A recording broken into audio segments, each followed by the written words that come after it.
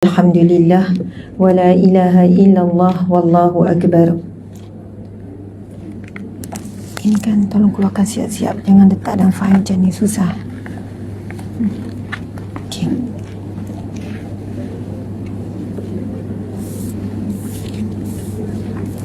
Kita zikir sikit ya. Subhanallah. Kuat-kuat boleh? Subhanallah walhamdulillah. Kuat lagi. La illallah wallahu akbar.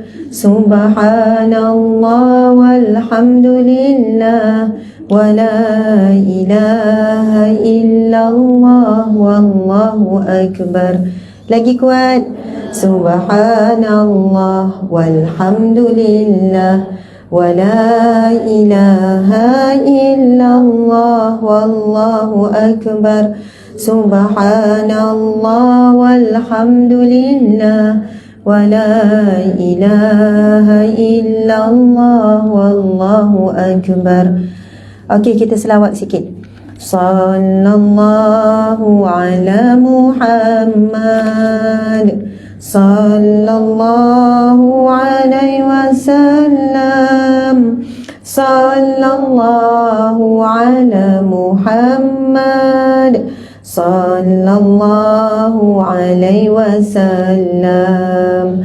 Ya Nabi salam alaika, ya Rasul salam alaika, ya Habib salam alaika, salawatullah alaika. Anta syamsun, anta badrun, anta nurun fawqa nuri, anta ikthiru wa ghali, anta misbahu suduri. Ashraqal badru alayna فاختفت منه البدور مثل حسنك ما رأينا قد يا وجه سروري. يا حبيبي يا محمد، يا عروس الخفقين، يا مؤيد يا ممجد، يا إمام القبلتين. Last. Sallallahu ala Muhammad, sallallahu alaihi wasallam, sallallahu ala Muhammad, sallallahu alaihi wasallam. Allahumma salli wa sallim wa barik alaihi, sallu alaihi. Alhamdulillah, subhanallah, muslimin muslimat yang saya hormati, yang saya kasihi.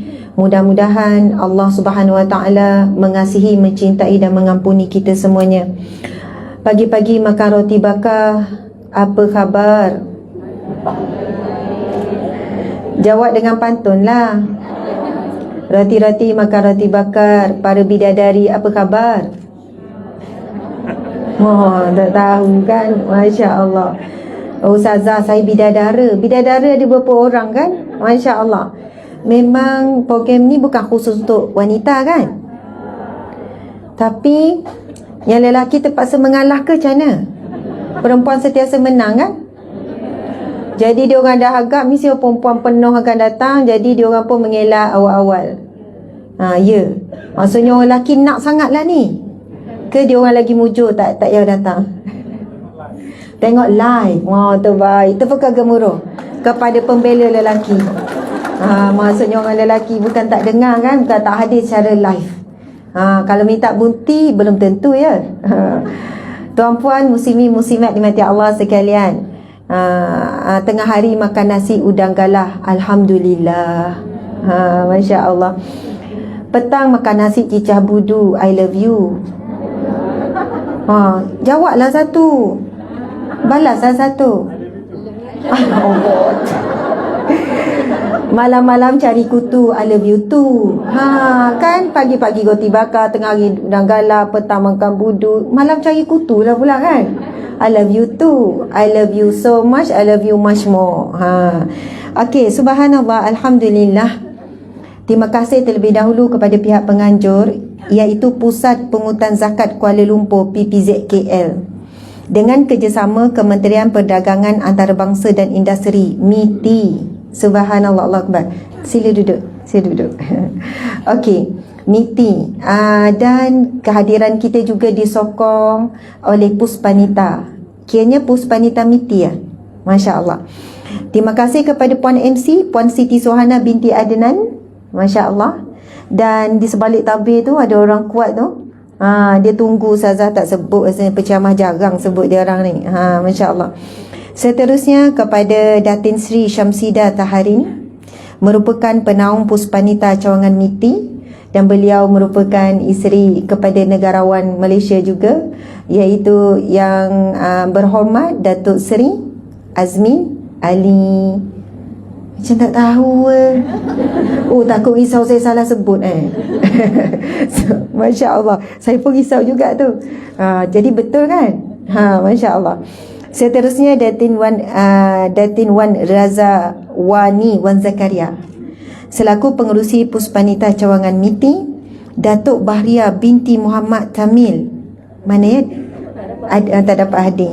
Subhanallah. Timbalan pengurusi 1 Puspanita Cawangan MITI, Puan Nariza Nawawi. Timbalan pengurusi 3 Puspanita Cawangan MITI, Puan Hidayatul Suhaida binti Kamaruddin, pengarah bahagian.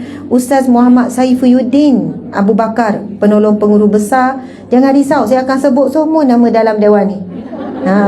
Sabar ya. Saya suka ni sebut nama-nama orang-orang penting ni, mereka kerja keras di sebalik semua ni. Ustaz Muhammad Syafiq bin Abdullah, pengurus kanan unit Putrajaya Pusat Pengutupan Zakat. Ada 2 pula citation ni Puan Ariza anda sebut ya. Ustaz yang membaca doa tadi, iaitu Ustaz Fadli orang besuk. Mana Ustaz? Si baik Ustaz. Jangan kelik awal Ustaz Fadli, dia kata sama nama dengan suami saya Fazli. Nah, orang besuk samalah tu lelaki ambo pun orang besuk. Kita betul kecek Kelantan.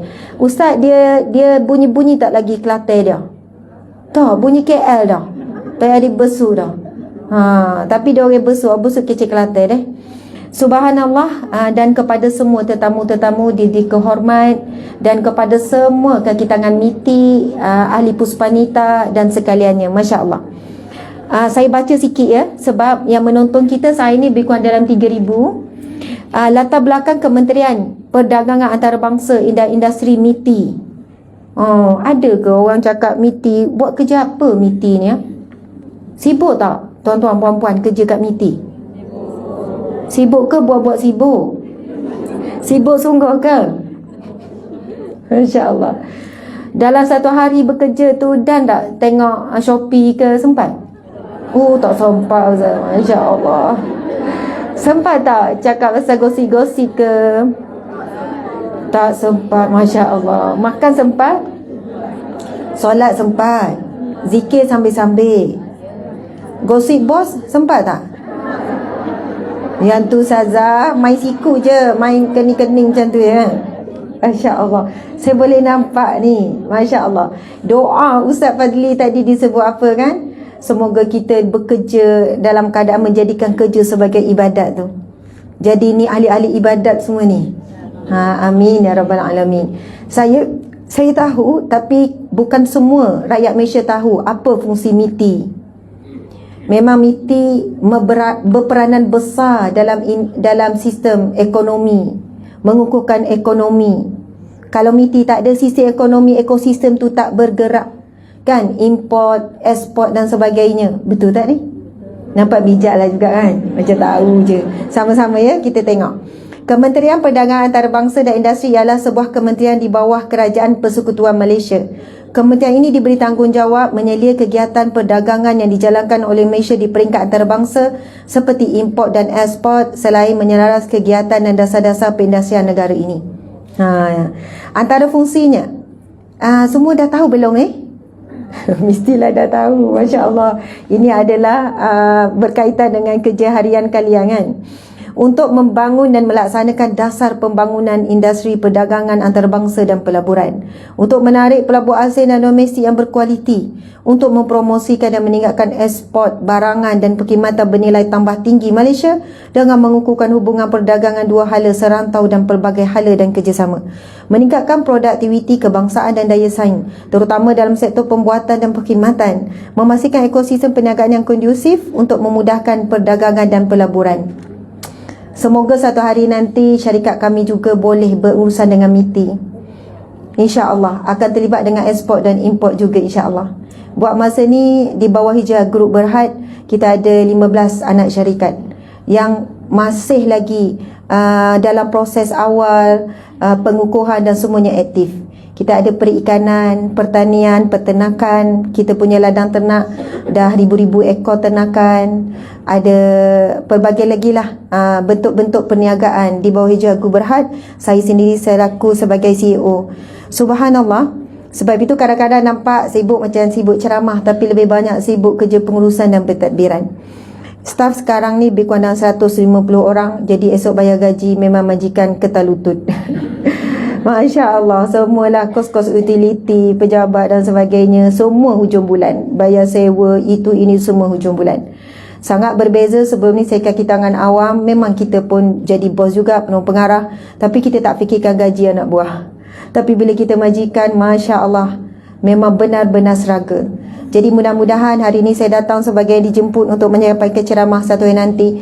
Kita datang dengan mencari-cari peluang untuk bekerjasama dengan MITI, insyaAllah. Okey, manakala penganjur kita iaitu Pusat Pungutan Zakat PPZ. Pusat Pungutan Zakat PPZ merupakan salah satu daripada institusi zakat utama Malaysia.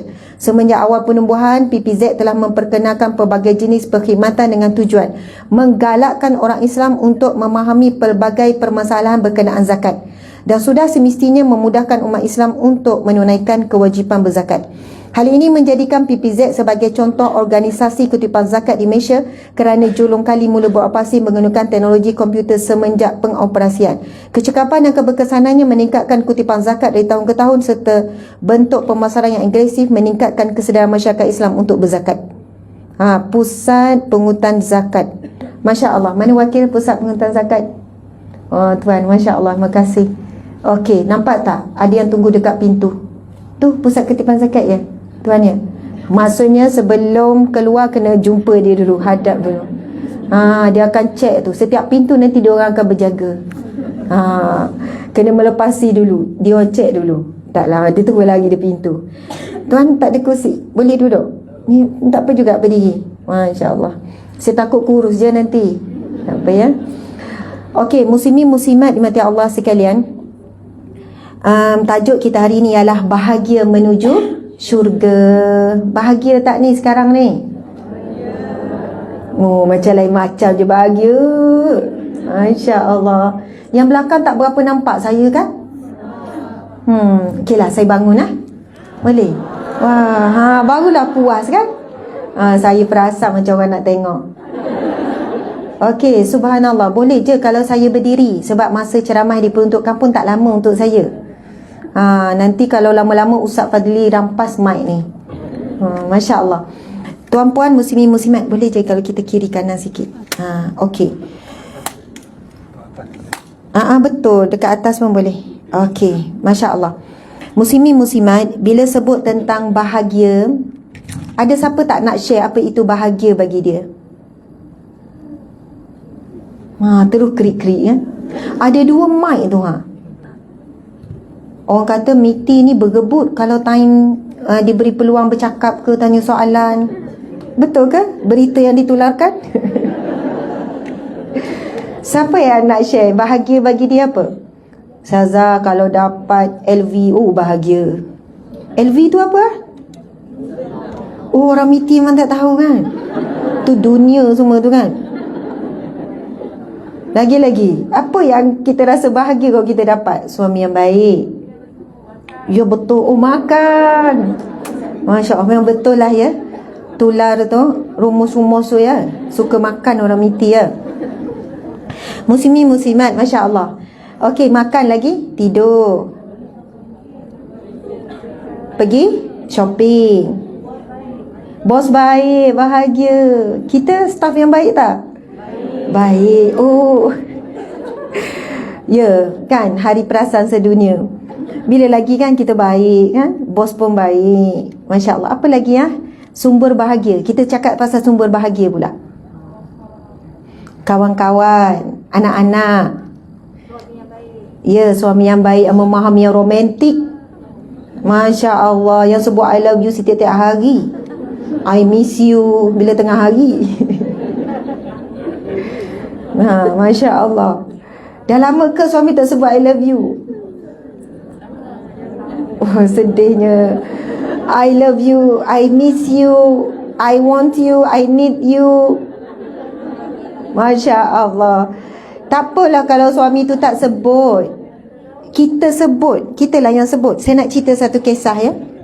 Mengundur-mengundur ni kan. Sebab apa saya nak suruh supaya... Okey, saya tak gerak dah. Okey, kamu jangan risau. Kamu boleh duduk. Saya risau ni. Macam nak berlawan dengan saya pula. Kamu duduk bawah. Ni kursi kat atas ni. Kursi kat atas. Okey, saya berceramah ya. Kamu ingat kan? Okey. Dalam 3 hari yang lepas. Bahagia tu... bahagia ni cerita 3 hari yang lepas. Bahagia bukanlah perkara yang terlalu sukar untuk kita capai. Bukan perkara yang mesti semua risau. Kan langgar kaki tu. Muslim muslimat, 3 hari lepas ada seorang sahabat jumpa saya nangis-nangis. Sebab dia kata malam tadi berbincang, hasil perbincangan dengan suami, mereka sepakat untuk ambil keputusan bercerai. Ambil keputusan untuk bercerai. Sepakat ni nak ambil keputusan bercerai ni. Tapi dalam keadaan nangis-nangis. Lepas tu saya tanya berapa tahun kahwin? 6 tahun. Sekian. Jadi macam mana? Saya rasa itulah yang terbaik. Begini-begini. Sebab selama kahwin macam tak bahagia. Lepas tu yang kedua dia kata kami macam kawan je. Macam kawan. Maksudnya bila balik rumah buat hal masing-masing je. Dah tak ada interaksi sangat dah. Hubungan suami isteri pun tak macam suami isteri. Begini-begini. Lepas tu saya tanya, puan pernah cakap tak pada suami, saya tak boleh hidup tanpa awak? Lepas tu dia pun lurus kan, saya boleh hidup tanpa dia. Macam tu kan. Saya kata, iyalah saya tahulah puan bekerja, memang puan boleh hidup lah, takkan mati pun kan. Tapi pernah tak puan sebut ayat-ayat macam tu? Saya perlukan awak. Saya buat ayat-ayat yang kita memerlukan. Tak pernah lah pula. 6 tahun ni tak pernah. Tak pernah. Saya kata, sekarang, jangan tunggu balik dia pejabat. Sekarang tulis ayat tu. Buat segera. Tapi saya boleh hidup tanpa dia. Macam tu kan. Puan sayang tak suami? Sayang. Puan sanggup berpisah? Tak sanggup. Saya tak tahu macam mana mak saya nak terima sekian saya tak sanggup. Puan buat je lah walaupun tak ada perasaan. Puan tulis ayat-ayat macam tu. Orang lelaki dia suka walaupun dia tak cakap, walaupun dia tak minta. Dia suka bila kita orang perempuan menunjukkan yang kita memerlukan dia. Dalam buat keputusan macam kita perlukan pandangan dia. Dalam buat tindakan kita macam memerlukan dia. Dalam kehidupan kita memerlukan dia untuk melancarkan apa perancangan kita. Dan bila dia dah buat, bang terima kasih banyak, kalau tak tolong tak tahulah. Padahal dalam hati tu, boleh je aku buat sendiri. Tapi biar ikhlas lah cakap tu ya, biar ikhlas lah. Lepas tu lama juga sisi tu, dan saya minta satu je, saya kata balik ni solat jemaah. Dah lama ke tak solat jemaah? Dah lama. Sebab biasa dia kata kalau saya ajak solat jemaah, dia akan cakap solatlah dulu nanti saya solat. Suami dia solat bukan tak solat. Lepas tu saya kata tak ada, malam ni solat jemaah. Tunggu suami sampai suami sedia. Kalau suami tak nak juga, time suami solat, duduk je belakang. Sebab tak penting pun kalau suami tu tak niat jadi imam. Puan duduk kat belakang, puan niat je jadi makmum. Jadi dah solat jemaah. Esok tu dia mesej, ini dalam tempoh 1 hari. Saya pernah bantu masalah rumah tangga, boleh selesai dalam 2 hari. Masalah berat teruk, 2 hari boleh selesai. Ada seminggu. Masalah yang bertahun-tahun. Kenapa? Sebab saya dah ada pengalaman menjadi perunding cara rumah tangga ketika bertugas di JAKIM, Jabatan Kamisan Negeri Sembilan, Ketua Unit Runding Cara. Saya jadikan semua klien-klien ni sebagai testimoni. Guna kaedah ni berkesan tak? Masalah kondisi buat macam ni, buat macam ni. Jadi, bila datang apa jua masalah, sama masalah lebih kurang sama je. Watak, kita panggil watak je yang berbeza. Ulang-ulang cerita yang sama. Masalah curang ke, masalah suami tak bertanggungjawab ke, sekian-sekian. Saya akan tanya dua soalan. Nak bertahan ke nak bercerai? Bercerai sebab apa? Nak bertahan sebab apa? Kalau datang, saya tak tahulah, saya tak tahu. Kalau duduk dua alam macam ni tak boleh bantu. Bercerai pun tak nak, kan? Bertahan pun tak nak, tak tahu. Jadi, dia mesti tahu, kalau betul nak bercerai, saya akan pemudahkan bantu untuk bercerai. Tapi, ada beberapa syarat. Sebelum bercerai, buat dulu beberapa perkara yang saya minta. Dan banyak tak jadi bercerai. Saya boleh katakan 80% kot. Tapi bukan semua perunding cara yang nekat betul nak bantu klien capai penyelesaian yang baik, iaitu tidak bercerai. Sebab ramai juga perunding cara kaunselor-kaunselor mempermudahkan pergi je lah mahkamah, dah nak cerai kan, kita mudahkanlah hajat orang. Macam tu. Dan memang ramai sebenarnya yang sebab penceraian sebab ilmu, tak ada ilmu, tak ada pengetahuan. Contoh, lepas dah bersalin kan, dapat anak seorang, hormon tu dah turun. Apa hormon apa? Testosteron. Hormon apa? Ada hormon tak? Hormon stres. Perempuan hormon estrogen. Pernah cek tak kadar hormon masing-masing? Tu asyik marah itu kan. Suami nak sentuh pun macam current. Macam tu kan. Patut magnet jadi current pula. Kadang lepas bersalin, hormon tu jatuh menurun. Kadang sebab stres, sebab macam-macam. Hilang kenikmatan suami isteri, macam-macam punca. Kadang tu masalah settle, saya minta pergilah dia cerita-cerita. Punca banyak masalah rumah tangga adalah punca tilam dan bantal, hubungan suami isteri. Settle masalah hubungan suami isteri, settle masalah komunikasi, settle masalah kewangan. Jadi tak berkira-kira. Sebab hubungan cinta, bahagia, kasih sayang dalam sebuah rumah tangga sangat berkait dengan hubungan suami isteri. Syaitan memang akan attack hubungan suami isteri. Syaitan akan menjadikan hubungan suami isteri itu menjadi satu hubungan yang menyeksakan. Hubungan yang nak dielak, hubungan yang nak cari alasan. Para suami pula diuji dengan apa? Kehendak yang berlebihan hawa nafsu, terpengaruh dengan pornografi dan sebagainya. Subhanallah, Allahu Akbar. Hubungan suami isteri adalah satu ibadah. Lepas tu kan saya minta kenalan saya ni yang datang ni, saya kata solat jemaah kan. Esok tu dia kata, Ustazah, Alhamdulillah, terima kasih sangat. Ibarat seperti awan hitam yang sangat gelap, tiba-tiba dia berlalu, baru nampak cahaya. Yang duduk nekat nak berpisah, dah ada dua bersetuju nak berpisah ni, hanya dengan setengah hari, tak sampai satu hari. Dua-dua menangis-nangis, menyesal dengan apa yang dah dibincangkan, bernekat balik untuk bersama harungi masalah rumah tangga. Tak ada orang ketiga pun, tetapi hilang rasa cinta dan rasa bahagia dalam rumah tangga. Subhanallah. Bahagia, cinta, rindu, sayang, memerlukan, semua itu adalah makhluk Allah. Al-Khaliq, pencipta. Selain daripada itu makhluk. Di mana tempat rasa rindu? Kita kata di hati. Sayang, di hati. Macam mana boleh terbit rasa-rasa tu? Makhluk Allah. Banyak mana rumah tangga yang meninggalkan Allah, maka Allah juga meninggalkan. Dan rumah tangga itu tak ada rahmat Allah, tak ada kasih sayang Allah. Tidak ada malaikat rahmat yang bersama. Syaitan terus menerus supaya kita rasa marah, benci, meluat serabut. Dia tengah berkeruh tepi, napalah dia ni jadi laki aku. Kan? Kebetulan tengok artis handsome-nya, untunglah. Kan? Tengok jiran sebelah tu, suami tu asyik nyapu. Bang, tengok tu rumah sebelah tu, rajin suami dia kan nyapu rumah. Haraplah awak. Tiba-tiba beli kan? Allahuakbar. Masya Allah. Itu antara komunikasi yang sangat buruk. Sahabat-sahabat muslimin muslimat, solat jemaah, solat jemaah. Saya tak tahu nak cakap macam mana. Solat jemaah adalah kena letak satu kewajipan bagi suami isteri. Kalau tak dapat sehari tu banyak kali, sehari sekali pun jadilah. Saat kita sedang menghadap Allah dalam keadaan berjemaah, subhanallah, solat fardu, suami afdal di masjid. Jangan pula dia kata, bang, afdal lah jemaah saya, siang saya tak ada jemaah, awak solat di masjid. Sebenarnya kita boleh buat solat jemaah, solat sunat, qabliyah, ba'diyah, solat sunat tahajud, solat sunat. Tapi kalau solat fardu, memang suami afdal pergi masjid. Dan kita ni kalau tak ada apa-apa halangan, pergilah sama dengan suami. Walaupun bukan dia jadi imam, tak payah berebut, imam boleh tak bagi suami saya nak berimamkan suami saya. Kan? Biar tautan hati saya dengan suami kuat. Walaupun bukan suami jadi imam, tapi sama-sama dalam satu solat, satu jemaah, rukuk sama-sama, sujud sama-sama, solat sama-sama, Allah akan menyatukan hati suami isteri ni. Syaitan tak boleh ganggu hubungan suami isteri, hubungan keluarga yang asasnya dibina dengan solat jemaah. Sebab itu bila JAKIM masa tahun 2013 minta saya menjadi salah seorang panel untuk buat modul asas kaunseling syar'i.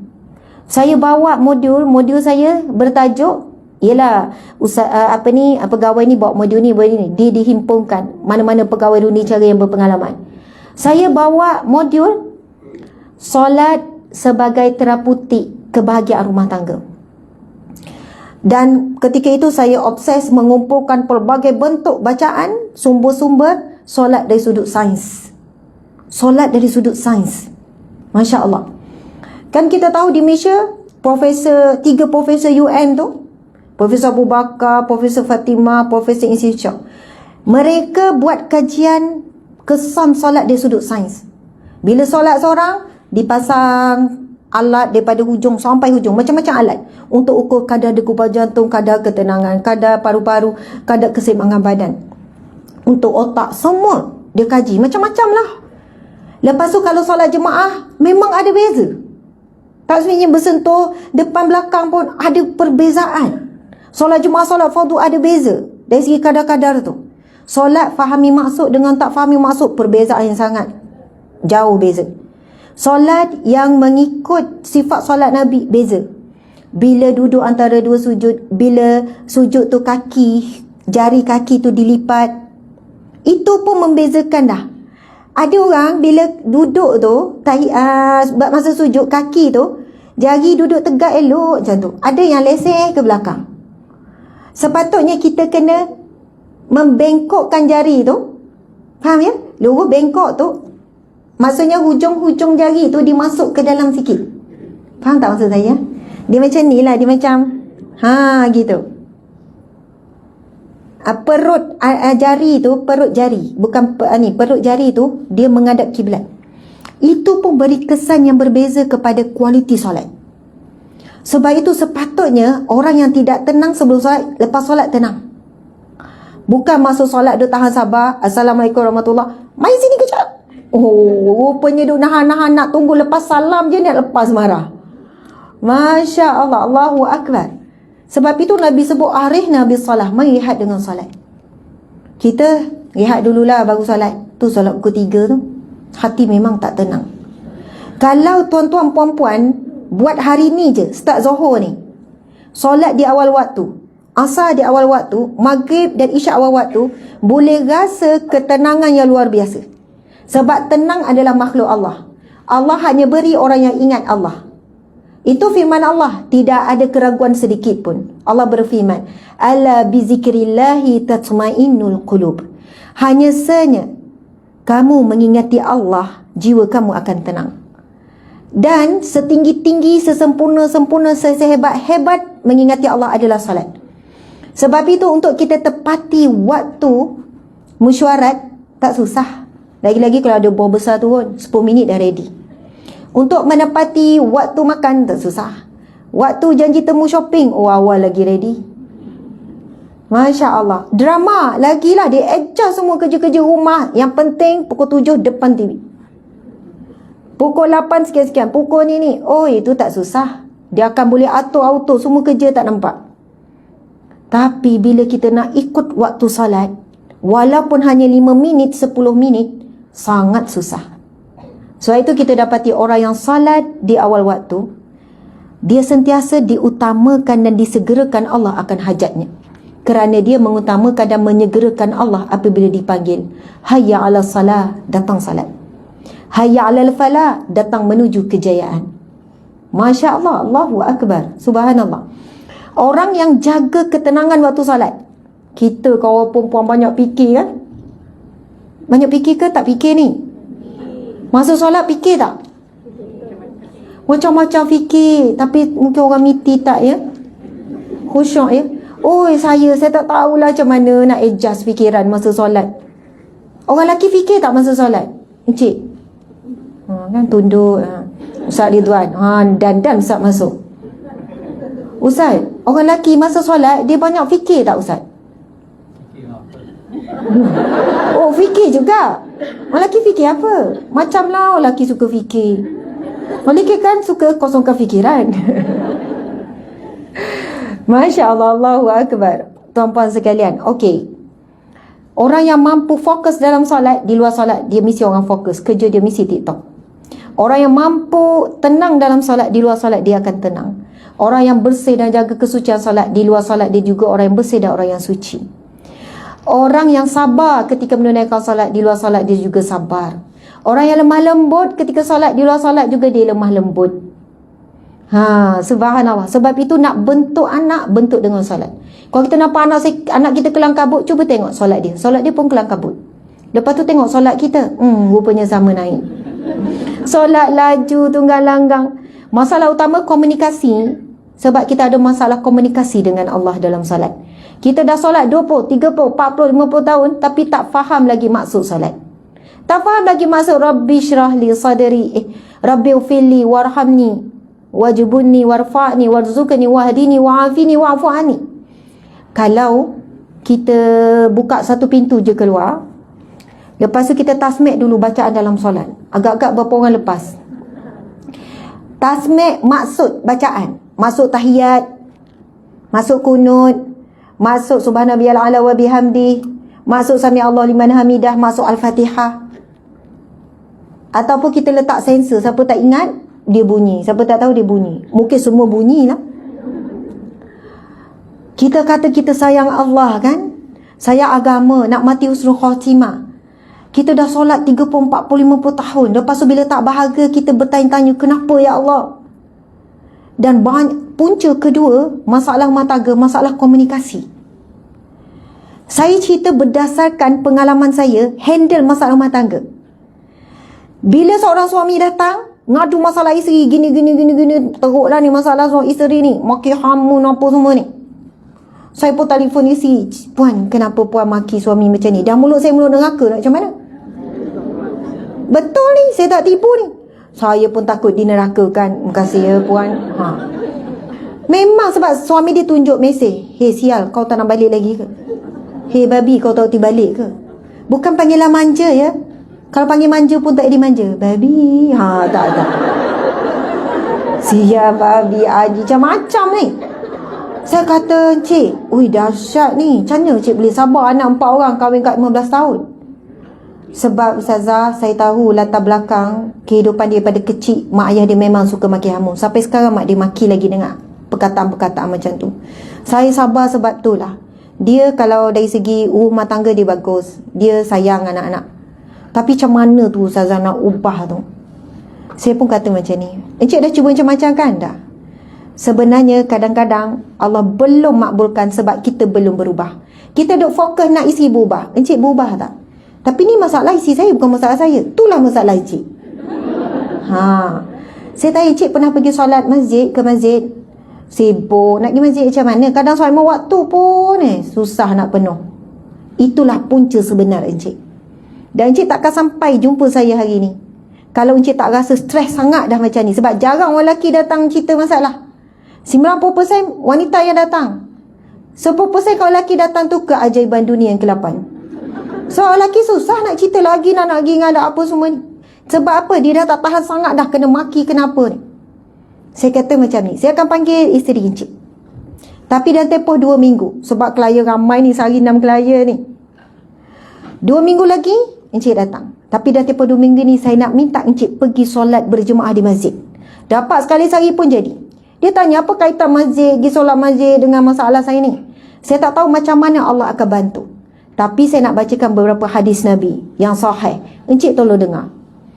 Antaranya hadis Nabi sallallahu alaihi wasallam, melangkah menuju ke rumah Allah digugurkan dosa, dinaikkan darjat, diberikan pahala sedekah. Bila sampai di masjid, hadis Nabi yang lain berdiam di masjid, barang siapa yang berdiam di masjid iktikaf walaupun tak lama, didoakan oleh malaikat dengan 3 doa. Allahumma ghfir lahu warhamhu wa tub alaih. Ya Allah, ampunilah dia, rahmatilah dia, dan terimalah taubatnya. Saya kata tuan, tanpa rahmat Allah, isi tuan tak akan berubah. Tanpa rahmat Allah, anak-anak tidak akan berubah. Sebab anak dia pun mula mencarut juga, dah masyik mak dia mencarut. Tapi dengan rahmat Allah, tidak ada yang mustahil tuan. Lepas tu dia buat. Alhamdulillah dia buat. Sampai masa saya tak dapat jumpa isteri dia. Saya berharap juga dapat jumpa nak tengok kan. Wanita yang kata dia mulut neraka tu. Suami dia lebih kurang 10 hari ke 12 hari sebelum tarikh temu janji. Saya kata, Ustazah, ya, case close. Macam tu kan. Tutup lafaz Ustazah, Alhamdulillah isteri saya dah berubah lah. Nampak dia Alhamdulillah kurang sangat lah. Kalau nak marah pun dia tak keluar lah. Saya tanya balik, siapa yang berubah encik? Isteri ke encik? Betul lah, saya yang berubah. Kadang-kadang orang keliling ni Allah beri tekanan untuk kita yang berubah, bukan mereka yang berubah. Allah datangkan ujian melalui anak, melalui isteri, melalui majikan, melalui suami, melalui kawan-kawan. Cuba perhatikan sebenarnya apa yang Allah nak daripada kita. Apa sebenarnya signal apa yang Allah nak sampaikan kepada kita. Allahu Akbar. Kalau kita nak kupas tajuk kita bahagia menuju syurga, tuan-puan sekalian, Allah SWT berfirman, Qad aflahal mu'minun alladhina hum fi salatihim khashi'un. Sadaqallahul azim. Yang bermaksud, Qad, maka sesungguhnya, aflaha, telah berjaya, fa'il madhi, past tense. Aflaha ni telah berjaya. Soalannya confirm berjaya. Soalannya dah ada testimoni orang yang berjaya. Berjaya dapat redha Allah, bahagia dunia, bahagia akhirat, berjaya dapat syurga Allah, berjaya dapat husnul khatimah. Golongan yang berjaya. Siapa? Alladzina hum fi salatihim khashi'un. Mereka yang solatnya khusyuk. Susah. Inilah perjuangan yang paling susah. Apa yang paling susah? Kalau masak apa paling susah? Buat nasi dagang, buat nasi kerabu, banyak renyah kan? Apa paling susah? Tak ada benda yang lebih susah melainkan nak dapat solat yang khusyuk. Angkat takbir je, Allahu Akbar. Aduh, kenapa tak keluarkan siap-siap ayam tu? Kalau keluarkan rendam, elok, lepas semayang tu boleh masak. Allahu Akbar. Malam ni masuk duit gaji ni. Betul tak malam ni gaji? Masuk? Esok 25 bulan kan? Orang miti dia tak sedar tu hari gaji sampai tu hebat. Mungkin gaji 5 bulan lepas pun tak guna lagi kan? Masya Allah. Malam ni gaji ni. Dia tak akan berhenti setakat tu. Esok ni Khamis, lusa Jumaat. Nak makan mana lah? Ada tempat tu jauh sikit, tapi kalau ngam-ngam, boleh kira jarak perjalanan 12 suku kena terus keluar, ready, lepas tu sampai kena ni, ataupun tempah awal ke, esok terus tempah. Cerita takkan berhenti setakat esok gaji, takkan. Sampai Assalamualaikum warahmatullah, dapat keputusan terus mesejkan kawan, deal ya, esok. Apa yang kita fikir kita boleh dapat keputusan, idea secerah masa meeting tak keluar-keluar. Tiba masa semayang, berderu idea keluar. Kita cakap ilham daripada Allah kan. Padahal syaitan tu memang tahu apa yang kita fikir. Bukan yang tahu apa yang kita fikir, dia tahu apa yang sedang kita uruskan. Dia usaha sedaya upaya. Syaitan attack kita sangat dahsyat daripada pelbagai penjuru. Itu janji syaitan. Aku akan mengganggu, aku akan memperdayakan manusia daripada kiri, kanan, depan dan belakang. Masya Allah. Kadang elok kalau waktu tengok drama tak nampak rumah sepah. Nangis, sosek, berdebar apa semua kan. Semayang 5 minit tu, rambut bergulung nampak. Tadi rasa dah sapu. Masa tu lah gatal badan kan. Gatal. Lama ni tak gosok bahagian belakang. Tapi yang apa ni, span tu tak ada yang panjang. Esok pergi Watson lah beli yang panjang. Oh, panjang cerita tu. Faham tak maksud saya? Nak kata ustazah macam ada pengalaman. Yelah, pengalaman kita lah ni. Itu kata, sungguh tuan-puan sekalian, kalau kita tak boleh mencapai kemanisan, keindahan, dapat khusyuk walaupun awal-awal, tengah khayal, lepas tu ujung balik, kalau kita tak pernah merasai kemanisan solat, kita sebenarnya tak pernah merasai kebahagiaan. Kebahagiaan yang sebenar hidup di dunia. Bahagia dapat berbicara dengan Allah dengan khusyuk, dengan menangis-nangis, seolahnya meluahkan segala masalah kita di dalam solat. Muslimin muslimat dimati Allah sekalian, sekarang masa sebenarnya dah habis ni. Sepatutnya habis pukul apa? Oh, pukul 1. Bukan 12.30. Sekarang pukul berapa? Habis pukul 1. 10.30 sampai 11.30 kan, Ustaz? Dia orang cakap pukul 1. Oh, sila ya sambung ceramah selepas tu ya. Sepatutnya dah habis 11.30. Boleh ke kalau kita habis pukul 12? Boleh, Ustaz. Redha ya, Ustaz ya. Ustaz tak berani lawan ni ramai perempuan ni. Subhanallah. Muslimin muslimat dimati Allah sekalian. Okey, baik. Saya akan laju-laju ni. Tapi dapat sesuatu kan? Buat-buatlah dapat ya. Dapat ya, insya-Allah. Siapa yang nak rumahnya dibina di syurga? Angkat tangan siapa nak bina rumah di syurga. Saya, Masya Allah. Ustaz tak angkat, astagfirullah. Ustaz, Masya Allah. Tahu tak, orang lelaki tengok yang belakang, orang lelaki tak heran pun. Kalau bab, ini bukan ngumpat lelaki ya. Mengata je. Kalau saya ceramah kan, kalau saya tanya yang involve biasa apa-apa, memang perempuan lah. Perempuan kan dia sensitif, dia macam semangat, emosi. Orang lelaki yang cool, relax. Masya Allah. Tapi dia nak, dia angkat tangan dalam hati. Ataupun dia rasa dia tak terlibat pun dengan benda-benda macam ni. Muslimin muslimat dimati Allah sekalian. Syurga itu ciptaan Allah kan? Kita pun ciptaan Allah, semua ciptaan Allah.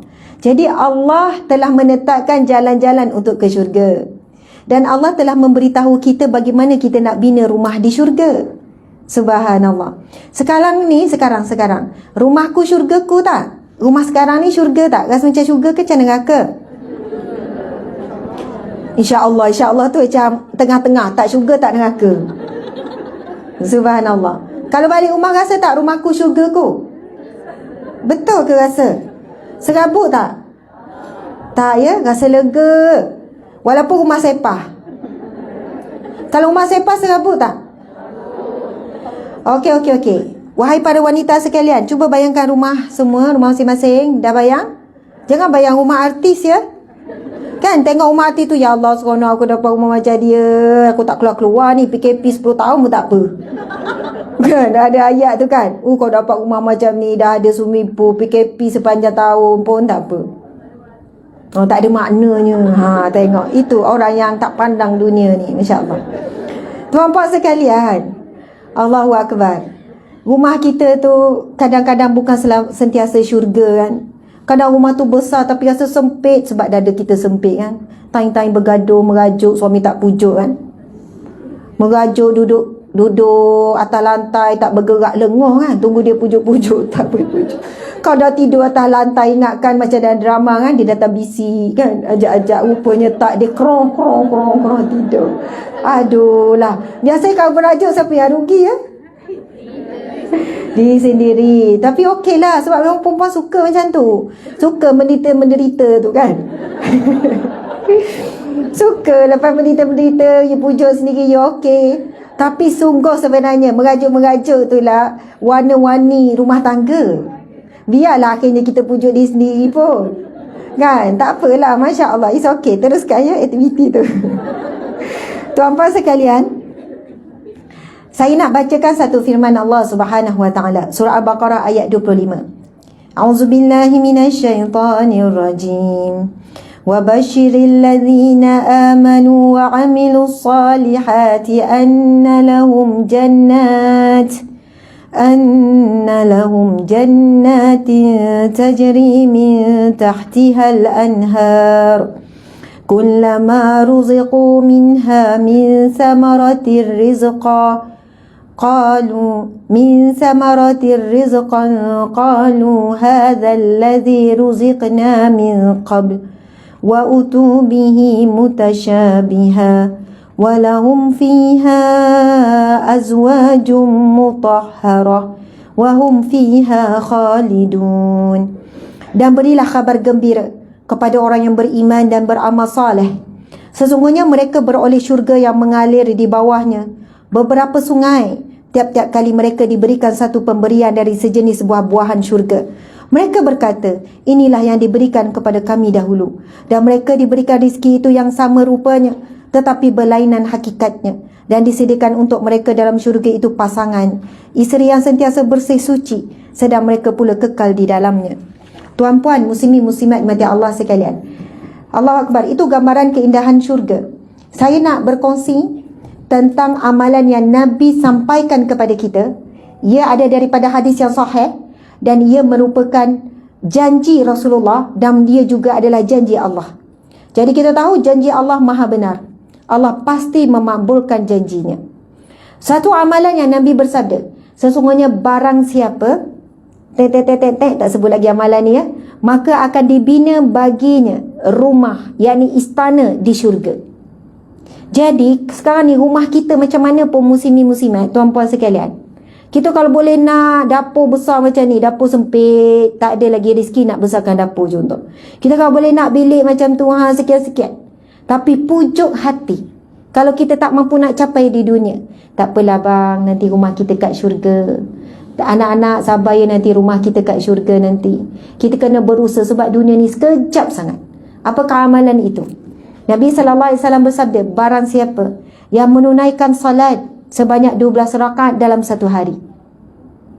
Solat 12 rakaat, bukan solat fardu. Ini selain pada solat fardu. Tak dapat buat setiap hari, buatlah seminggu sekali. Hari Jumaat, contoh hari Jumaat lusa ni, hari Jumaat je kita buat. Tak dapat, buatlah sebulan sekali. Tak dapat, setahun sekali. Tak dapat, seumur hidup sekali. Tapi agak-agak kalau seumur hidup sekali, sebulan sekali, layak tak tu nak dibina rumah di syurga tu?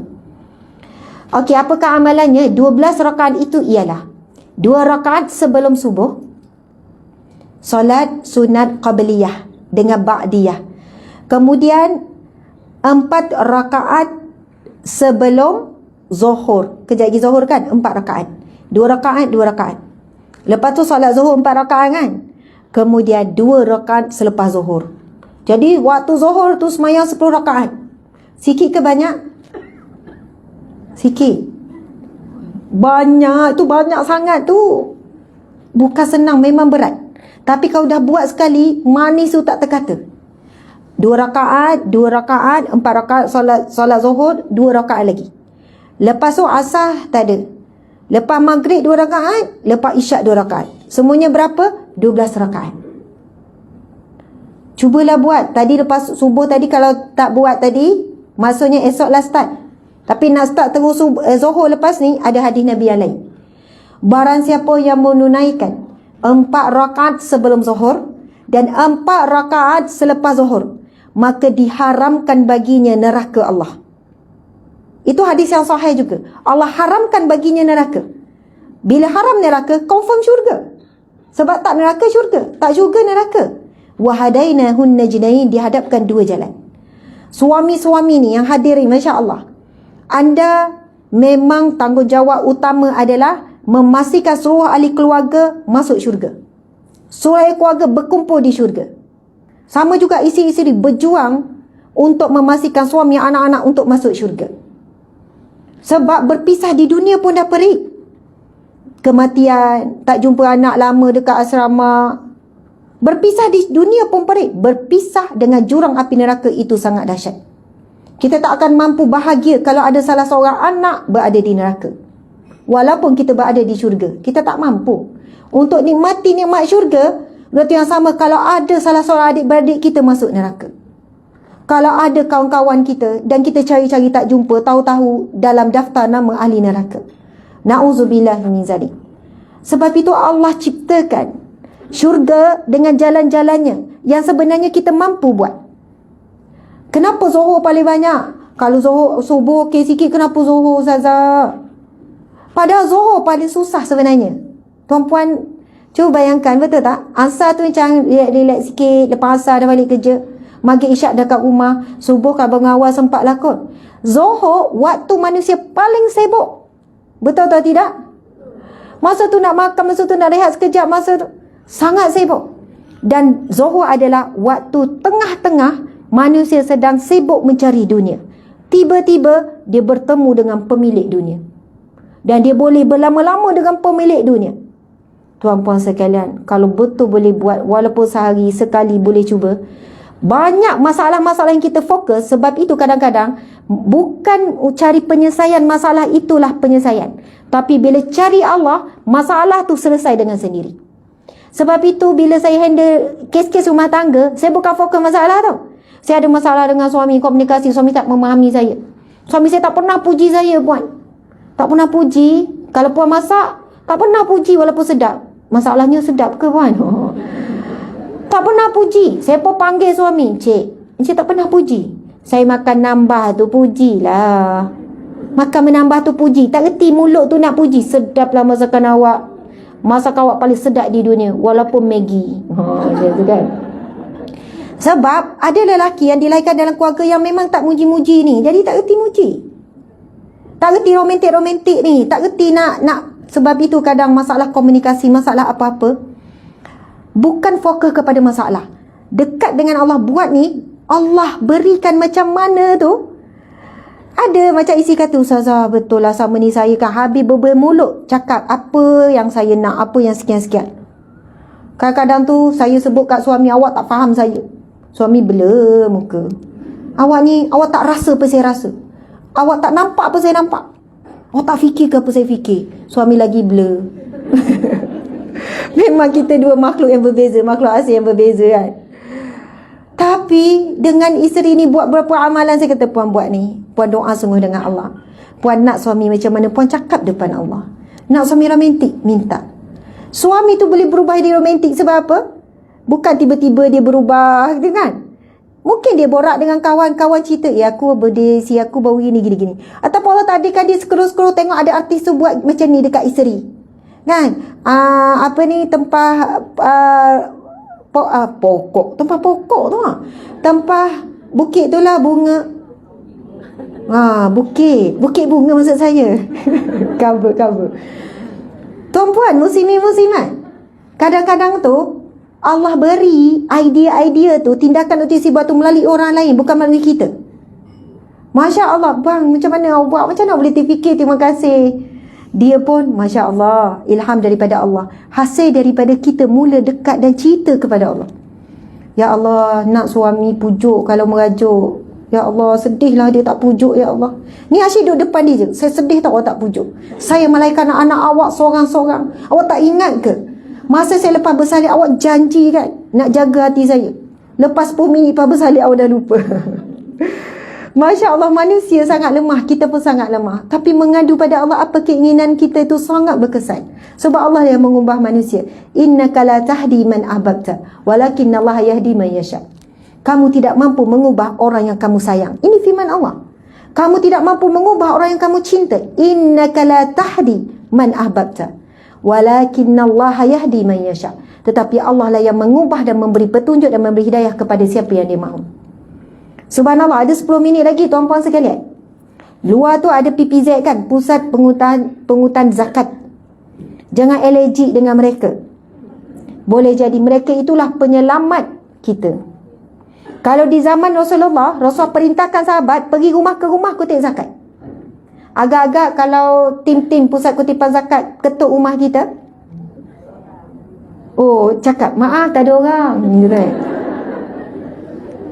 Ataupun suruh anak-anak senyap, Umi ada orang bagi salam tu, nampak PPZ tu kan, supaya macam tak ada orang dalam rumah tu ya.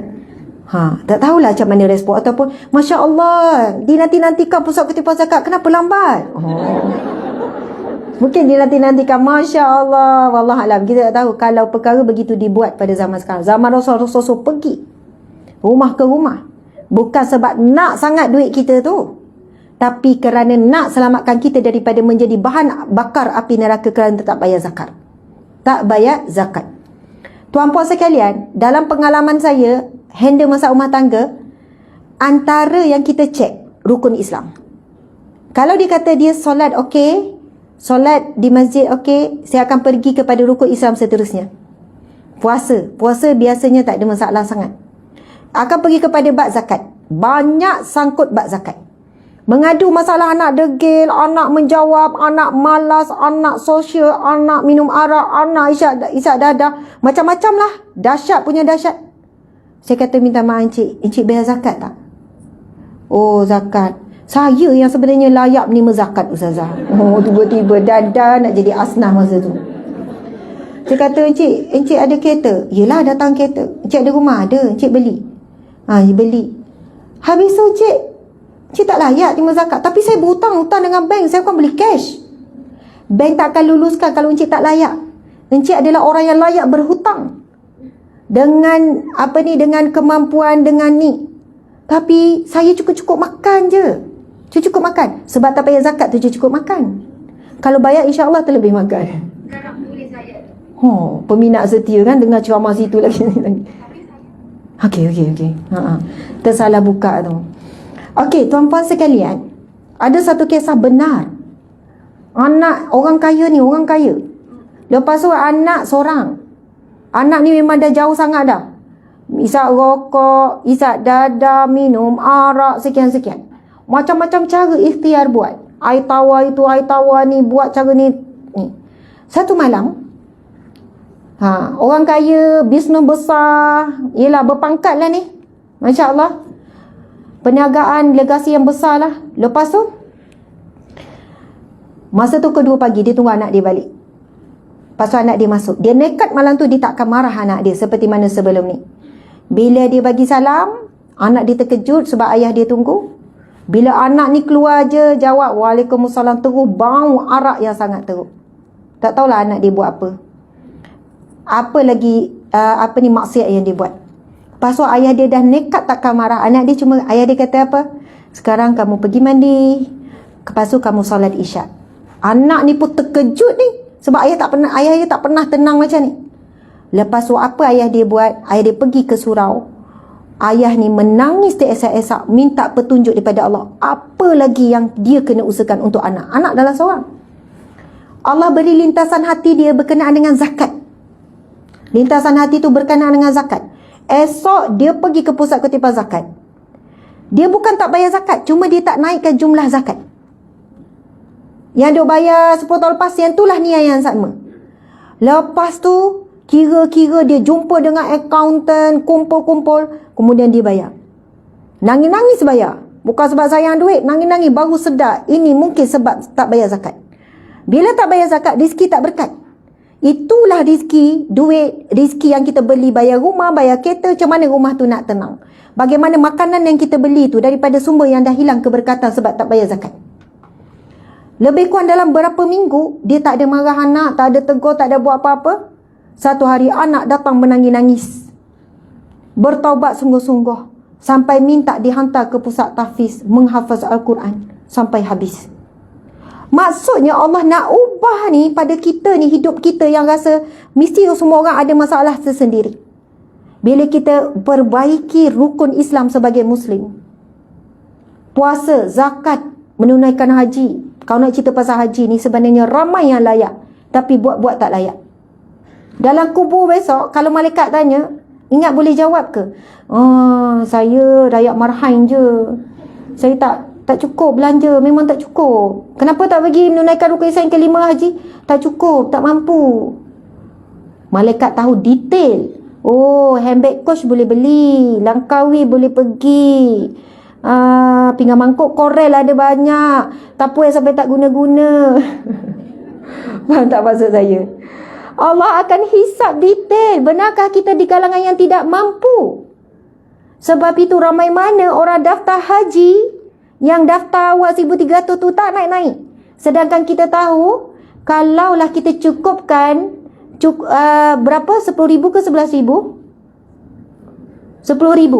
Kalau cukupkan 10,000, kita akan masuk senarai pendek. Ramai mana orang selesa saya dah daftar tapi dapat tahun 2080. Mungkin Dajjal dah keluar kot waktu tu. Dia cakap kan. Dia ingat settle dengan tu. Allah tengok sejauh mana kita usaha untuk penuhkan. Lepas tu ada orang walaupun usaha penuhkan tu tunggu-tunggu tak panggil-panggil juga. Dia usaha lagi kumpul duit. Dia pergi pula dengan swasta. Sebab apa? Selagi tak selesai ni dalam keadaan dia mampu, dia rasa macam tak selesai untuk jadi Muslim. Rukun Islam sempurna 5, insya-Allah kita jadi Muslim. Maksudnya sempurnalah, mudah-mudahan. Tapi rukun iman ada 6. Kena sempurnakan keimanan 6 itu kita jadi mukmin. Itu yang rukun Islam Muslim, rukun iman mukmin, orang yang beriman. Ini yang kadang-kadang kita terlupa dalam kesibukan hari demi hari untuk ingat kembali apa tanggungjawab kita, apa yang kita kena buat, apa yang kita kena kejar. Saya percaya kalau kita cakap dalam tahun ni bang, kita tak payah lagi melancong dulu. Tahun ni saya tak nak beli dah handbag, kasut ke, baju ke, saya tak nak. Apa saja ada duit lebihan nak kumpul duit dah tabung haji. Apa yang berlaku kalau kita niat nak buat macam tu? Allah murahkan rezeki berganda-ganda. Sebab Allah tahu sekarang kita uruskan duit untuk menunaikan ni. Bila saya pergi umrah, pergi haji, saya jumpa ramai orang miskin boleh pergi menunaikan haji. Ramai yang sanggup bergadai bergolok untuk menunaikan haji. Jumpa orang muda daripada negara-negara lain, saya tanya, macam mana boleh muda datang? Perkara pertama bila kerja, simpan duit untuk haji. Tapi rakyat Malaysia kita, bulan pertama, masuk bulan ketiga, keluar kereta. Masuk sekian, beli rumah. Bukan salah beli kereta, beli rumah. Tapi soalannya tak ada agenda langsung untuk segerakan rezeki ataupun bekal yang cukup untuk menunaikan haji. Namun, jika dah cukup dah 10,000, yang minimum daftar 1,300 kan? Yang minimum tu untuk masuk ke senarai pendek tu, muslimin-muslimat. Tapi tak dipanggil juga. Akhirnya mati sebelum menunaikan haji. Maka itulah golongan yang diampunkan. Yang tidak dikatakan sengaja untuk tidak menunaikan rukun Islam yang kelima iaitu haji. Tapi dalam waktu yang sama, kita tak usah, kita cakap lagi pun 20-80, lepas tu simpan sikit-sikit tak bersungguh-sungguh. Sukakannya simpan dulu sampai cukup basic tu. Dan saya jumpa ramai di kalangan rakyat Malaysia kita, umur 18 dah buat haji, tapi panggilan tabung haji. Muasasah. Saya jumpa ada beberapa pelajar, ada umur 22. Kamu ni datang sendiri ya, Furada? Tak, saya tabung haji. Macam mana kamu dah dipanggil umur baru 22? Ramai lagi yang ni. Kata Ustazah, mak ayah saya memang dah daftar sejak lahir. Lepas tu, kami memang diajar oleh mak ayah untuk apa-apa duit, kumpulkan untuk pergi haji. Dan bila hari tu nama saya dipanggil tak cukup dan 300-400 kami kerja buat itu ni sampai cukup. Maksudnya ibu bapa kamu bukan saya ibu bapa kami kaya tak. Memang ibu bapa kami simpan duit dengan susah payah dan tidak mengutamakan perkara-perkara lain, penuh dulu duit dan tabung haji. Dan niat mak ayah dia tu, 2 beradik datang, perempuan 2 orang, muasasah. Saya kata hebat, mak ayah kamu sangat hebat, mendidik kamu dengan kefahaman ni. Sebab itu 2 orang tu pelajar cemerlang, berjaya, pandai bawa diri, matang.